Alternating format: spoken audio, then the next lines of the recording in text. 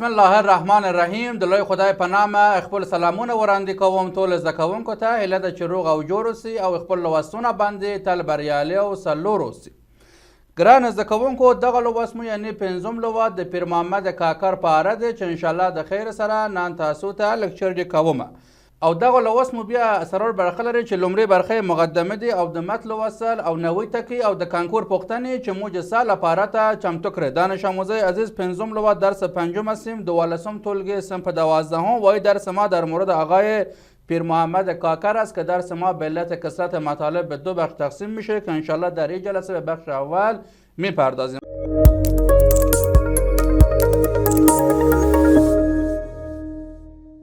آقای پیر محمد کاکر یکی از شاعران و نویسندگان قوی پشتو زبان بوده که در زمان حکومت احمد شاه ابدالی رحمت الله علیه و پسرانش بوده که انشالله با هم میخوانیم و بخشا را با هم ترجمه میکنیم. رازی لومړی برخط یعنی سریزه. حالا میم سراغ بخش اول یعنی مقدمه.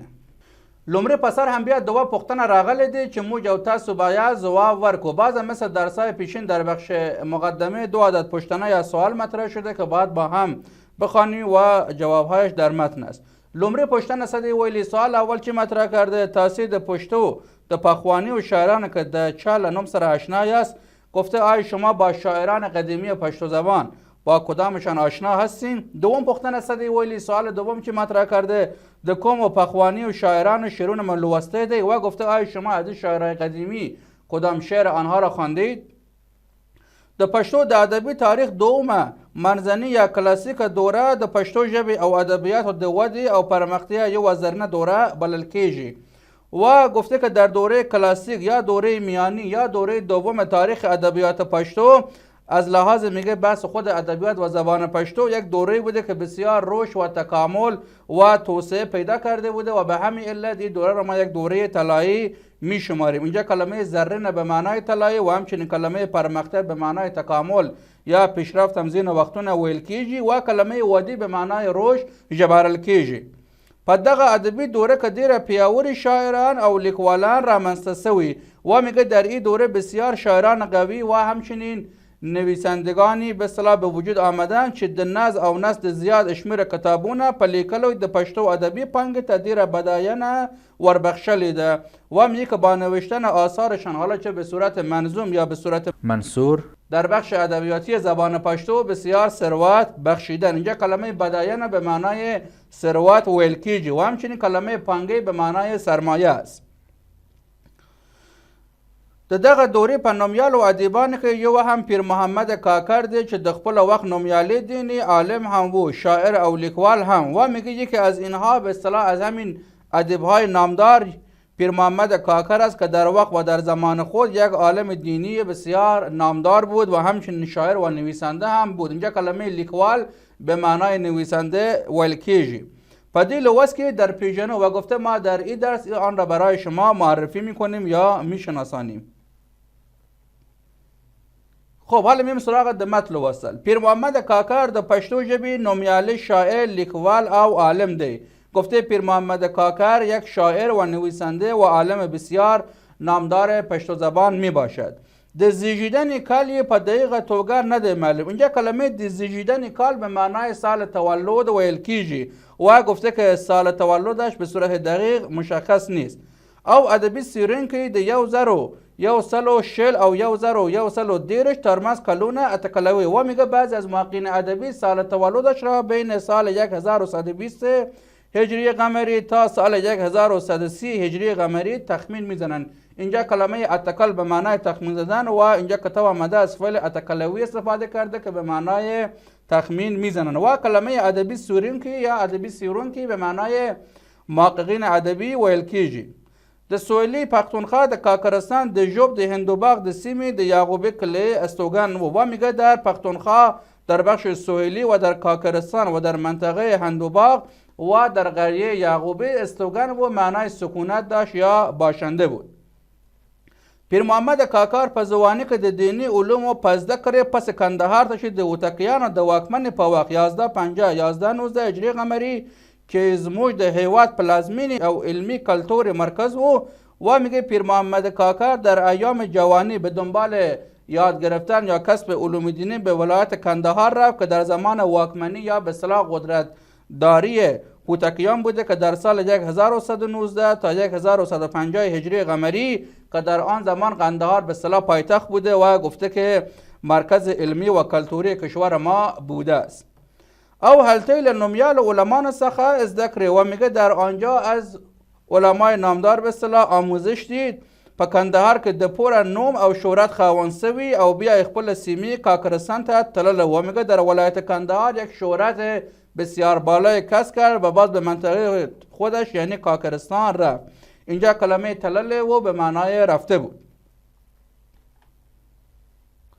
لوی احمدشاه بابا چې د خپل واکمنۍ پر وخت 1180 او 1180 هجری قمری د پیر محمد کاکا له علمی او ادبی شهرت نه خبر سوی و میگه بعد در زمان قدرتداری احمدشاه بابا در سال 1160 تا سال 1186 هجری قمری که میگه آمد از به اصطلاح شخصیت و شهرت علمی و ادبی پیر محمد کاکر اطلاع پیدا کرد سو زلی کندهار د ورتک بلنه ورکر و میگه چند بار به اصطلاح درخواست یا دعوت براش داده بود که به ولایت کندهار بیاد. اینجا کلمه د ورتک بلنه به معنای به اصطلاح درخواست یا دعوت آمدن ویل کیږي خو هغه نه و منلی و میگه ولی او به اصطلاح این دعوت رو نپذیرفته بود و رد کرده بود. بالاخره په هر وسیله چې وو ارستل سوی و چې کندهار ته ورسی ولی میگه بالاخره به هر وسیله که بود احمد شاه بابا او را مجبور ساخت به ولایت کندهار برود. اینجا کلمه ارستل به معنای مجبور اول یا به اصطلاح مجبور کردن هم ویل کیږي. پیر محمد کاکر ته په احمدشاه دربار کې د دینی او ادبي علومو د تدریس چارې ورسپارل سوي او د لوی احمدشاه بابا زوی شهزاده سلیمان یې له ځانګړو شاګردانو څخه و چې په پوره اهتمام کې د هغه د علمي او ادبي روزنې چارې ترسره کولې و میگه پیر محمد کاکر در دربار احمدشاهی به اصطلاح شروع کرد به کارهای تدریس و همچنین علوم دینی و ادبی سپرده شد و به اصطلاح پسر احمدشاه بابا که به نام شهزاده سلیمان بود از شاگردان خاص پیر محمد کاکر بود و به صورت کامل و پوره اهتمام یا بهتر بگیم بهش اهمیت می‌ورزید در بحث کارهای علومی تربیتی دینی و به اصطلاح علمی و ادبی. د احمدشاه بابا د امرین پر وخت اینجا کلمه امرین به معنای وفات ویل کیږي و میگه در زمان وفات احمدشاه بابا که در سال 1186 هجری قمری بوده چې د هغه مشر زوی شهزاده تیمور په هرات کې و که میگه پسر کلانتر یا پسر بزرگتر شهزاده تیمور در ولایت هرات بوده. اینجا کلمه مشر زوی به معنای پسر کلانتر ژبارل کیږي. لومړی وزیر شاه ولی خان له موقع څخه په استفاده خپل زوم د احمدشاه بابا کشر زوی شهزاده سلیمان پاچا کړه و میگه بعد در این وقت به اصطلاح وزیر اول شاه ولی خان آمد از موقعیت استفاده کرد و داماد خود که به اصطلاح پسر خورتر یا پسر کوچکتر احمدشاه بابا به نام شهزاده سلیمان باشه او را پادشاه کرد. اینجا کلمه کشر زوی به معنای پسر کوچکتر ویل کیږي و کلمه زوم اینجا به معنای داماد جبارل کیږي. پیر محمد کاکر د خپل خاص شاگرد په واکمن ډیره خوشی سرګند کړه. اینجا کلمه سرګند کړه به معنای به اصطلاح بیان کرد یا آشکار کرد و میگه که پیر محمد کاکر به قدرت رسیدن شاگرد خاص خود را یعنی به اصطلاح پسر کوچکتر احمدشاه بابا میگه خیلی احساس خرسندی و احساس خوشی کرد و آن را به اصطلاح بیان کرد و یا به نمایش گذاشت او خپل یو تالیف کړی کتاب معرفت الافغانی و میگه تنها کتابی که تالیف کرده بود به نام معرفت الافغانی چې درباریانو ته د پښتو ژبې د لیک لوست زده کړې لپاره لیکلی و که میگه آن را برای درباریان در بحث آموزش حالا چه خواندن و چه نوشتن زبان پشتو نوشته بود نوموری واکمن ته دی وړاندې کړه و میگه آمد د پادشاه نامبرده او را تقدیم کرد. اینجا کلمه نوموری واکمن به معنای پادشاه نامبرده ژبارل کیږي و همچنین کلمه وړاندې کړه به معنای به او تقدیم کرد. خود دا چې د شهزاده سلیمان د واکمن مدت ډیره لنډه و اینجا کلمه لنډه به معنای کوتاه یا ځینې وختونه خلاصه هم ویل کیږي و گفته که واکمنی یا قدرتداری شهزاده سلیمان که بسیار زمانش کوتاه بود د تیمور پر راتګ سره له واکمن څخه لاس واخیست او هغه د تیمورشاه په نوم واکمن شو. میگه باز با آمدن پسر کلانتر احمدشاه بابا به نام تیمور به اصطلاح پسر کوچکترش دست از قدرتداری یا حکومتداری به اصطلاح برداشت و حکومت را به او یعنی تیمورشاه سپرد. اینجا کلمه لاس واخیست یعنی دست گرفت. د پیر محمد کاکر د شعرونو له مطالعې څخه ښکاري چې تیمورشاه د واکمنې په دوره کې له شاه سلیمان سره د ډېرو نږدې اړیکو له امله د په دربار کې خپله پخواني قدر عزت او درناوی نه دی پاتې.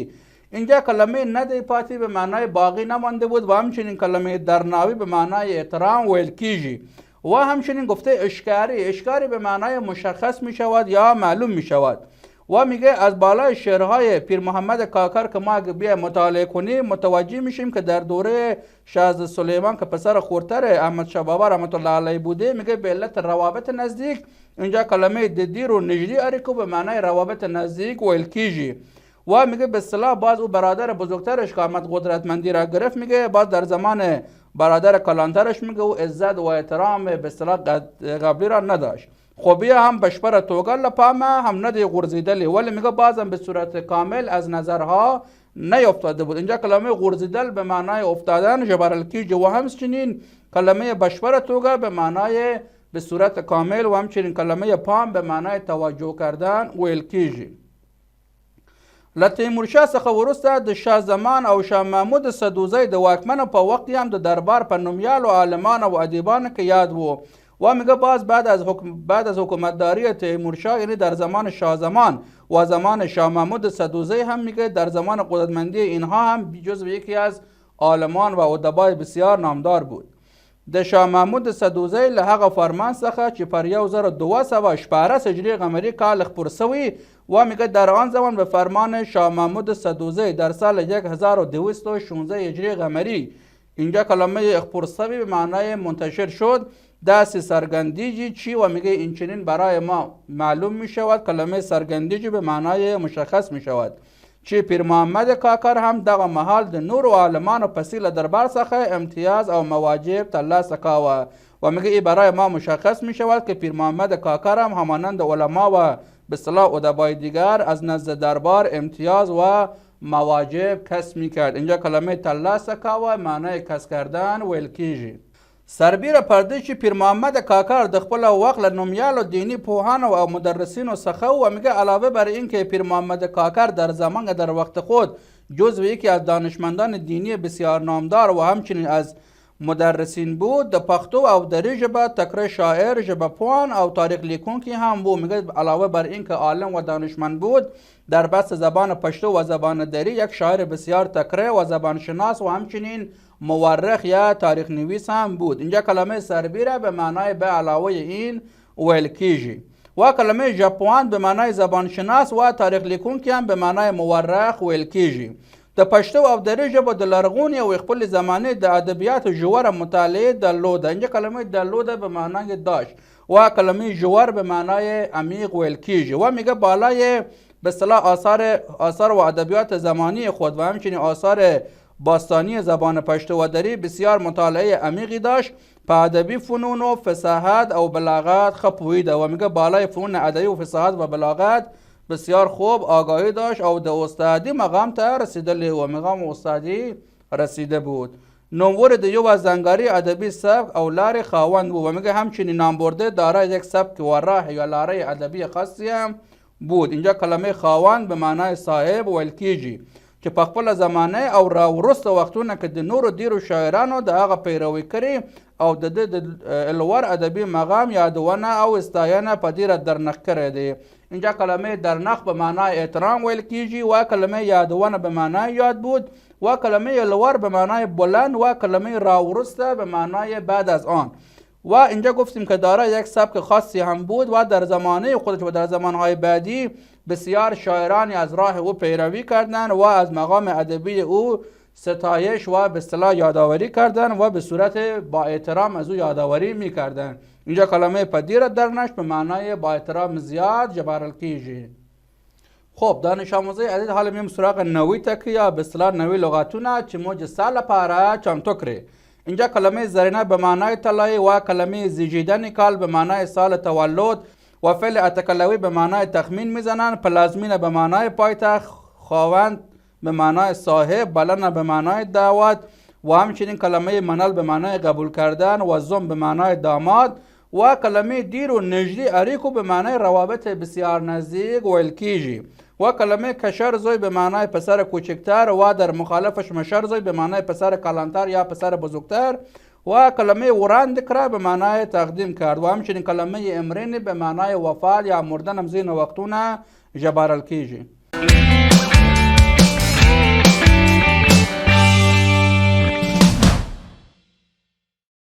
خب حالا میم سراغ د کانکور پوښتنې چې موږ سال لپاره ته چمتو کړې. لومړی پوښتنه څه دی ویلي؟ سوال اول چې مطرح کرده معرفت الافغانی کتاب لومړی ځل په کوم کال او چیرته چاپ شوی دی؟ فرم دوم است از ولایت لوگر. گفته کتاب معرفت الافغانی برای اولین بار در کدام سال و کجا چاپ شده است؟ که جواب سم یا صحیح میشه گزینه اول در سال 1341 هجری قمری در شهر لاهور. دومه پوښتنه څه دی ویلي؟ سوال دوم چې مطرح کرده د احمدشاه بابا د واکمنی وقت په نقه کړی و. گفته زمان قدرتداری احمدشاه بابا را شما نشانی کنید که جواب سم یا صحیح میشه گزینه دوم سال 1160 تا سال 1186. دریون پوښتنه څه دی ویلي؟ سوال سوم چې مطرح کرده پلازمینه معنا په نقه کړی فرم اول است از ولایت کندهار و گفته معنی کلمه پلازمینه چیست؟ که جواب سم یا صحیح میشه گزینه اول به معنای پایتخت ژبارل کیږي. ګران زده کوونکو دغه لوست مو هم د خیر سره خلاص سوله. هیله ده چې روغ او جوړ اوسئ او خپل لوستونه باندې تر بلیاري او سرلور اوسئ او دغه لوست مو ښه زده کړی دی. تر راتلونکي غونډې د الله په امان، الله مو مل شه، په مخه مو شه.